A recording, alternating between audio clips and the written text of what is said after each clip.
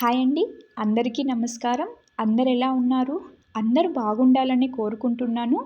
ఈ వీడియోలో మనం తులసి మాత యొక్క మహత్యం, తులసి మాత ఎలా పుట్టారు, తులసి కథ గురించి తెలుసుకుందామండి. ముందుగా తులసి మాతకు మన హిందూ సంప్రదాయంలో చాలా ప్రాముఖ్యత ఉందండి. ప్రతి ఒక్కరి ఇంట్లో కూడా తులసి మాతనైతే పూజ చేసుకుంటూ ఉంటారు. మన హిందువులు తులసి మాతను చాలా భక్తితో శ్రద్ధలతో స్త్రీలందరూ పూజిస్తూ ఉంటారు. విష్ణుమూర్తికి అయితే ఈ తులసి మాత లేనిదే పూజ అయితే పూర్తి అవ్వదండి.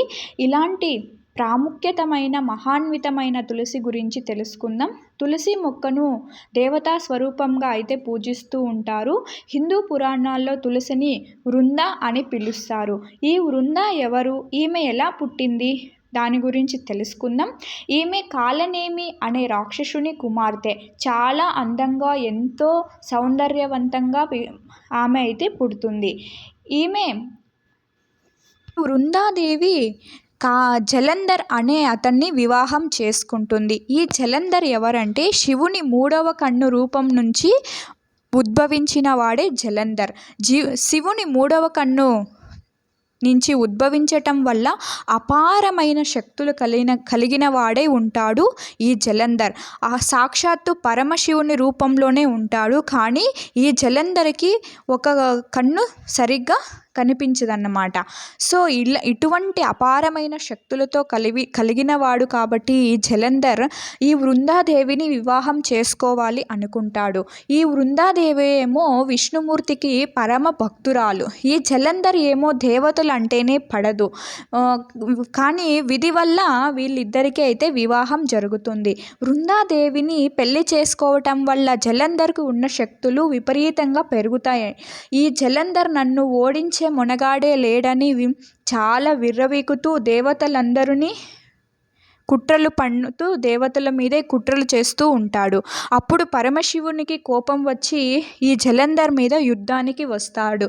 కానీ ఈ జలంధర్కు వృందాదేవి ప్రతివ్రత ధర్మం వల్ల తన శక్తులు ఎక్కువ ఉండటం వల్ల శివుణ్ణి కూడా ఓడించలేకపోతాడు. ఈ జలంధర్ ఏమో పరమశివుణ్ణి ఓడించి దేవతలకు ఈ విశ్వానికి అంతటికీ అధిపతి నేనే కావాలని అనుకుంటూ ఉంటాడు. అప్పుడు దేవతలందరూ భయపడుతూ ఉంటారు. యుద్ధంలో అలాగే చాలా ఏళ్ళు గడుస్తూ ఉంటుంది.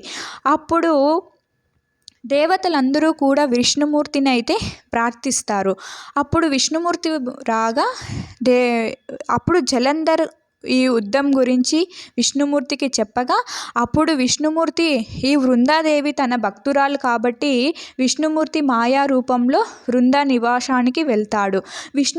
విష్ణువు మాయా రూపంలో జలంధర్ రూపం తన భర్త రూపంలో వెళ్ళటం వల్ల వృందాదేవి తన భర్తే వచ్చేసిందని తాకుతుంది. అప్పుడు తన పతివ్రత శక్తి భగ్నం అవుతుంది. అప్పుడు జలంధర్ శక్తులు తగ్గుముఖం పడతాయి. అప్పుడు ఈ వృంద విష్ణుమూర్తిని ప్రార్థిస్తుంది. అప్పుడు విష్ణుమూర్తి ప్రత్యక్షం కాగా యుద్ధం విష్ణుమూర్తి వల్లే నా పతివ్రత ధర్మాన్ని అపవిత్రం అయిపోయిందని విష్ణుమూర్తికి శాపం ఇస్తుంది ఈ వృందాదేవి. అప్పుడు విష్ణుమూర్తి రాయిలాగా మారుతారు.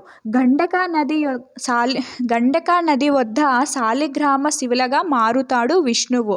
అప్పుడు జలంధర్ శక్తి క్షీణించి తన మహాశివుని చేతిలో అంతమవుతాడు. అప్పుడు వృంద చాలా బాధతో కృషించిపోయి తను జీవితం ముగిసిపోవలసిందే అని కోరుకుంటూ ఉంటుంది. అప్పుడు గణేశుల వారు ముందుగా వృంద తన చిన్నప్పుడు తపస్సు శక్తిని అంతా గుర్తు చేయాలని అప్పుడు వృంద ఉన్న ప్రదేశానికి వెళ్ళి అప్పుడు ఆ వృందాదేవి తపస్సు చేసిన ప్రదేశానికి గణేశుల వారు తీసుకెళ్తాడు.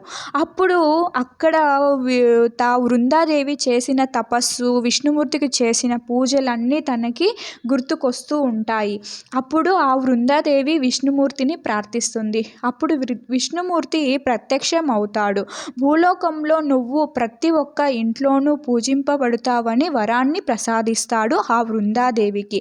అప్పుడు వృందాదేవి ప్రతి ఒక్కరింట్లో కూడా తులసి రూపంలో మన భూలోకంలో ఆవిర్భవిస్తుంది. సో ఇంకా తులసి మాత ఎందుకు ఎండిపోతుంది అంటే, ఏ ఇంట్లో అయితే నెగిటివ్ శక్తి ఎక్కువగా ఉంటుందో ఆ ఇంటి దగ్గర తులసి మాత అనేది ఎండిపోతూ ఉంటుంది. సో ప్రతి ఒక్క ఇంట్లోనూ కూడా తులసి మాతని పెట్టి పూజించటం వల్ల మన ఇంటికి నెగిటివ్ ఎనర్జీ అనేది రాదండి. సో ప్రతి ఒక్కరూ కూడా తులసీదేవిని పూజిస్తూ మన హిందూ సంప్రదాయాన్ని కాపాడుకొని రావాలని కోరుకుంటున్నాను. సర్వే జన సుఖినో భవంతు. ఓం శ్రీమాత్రే నమః.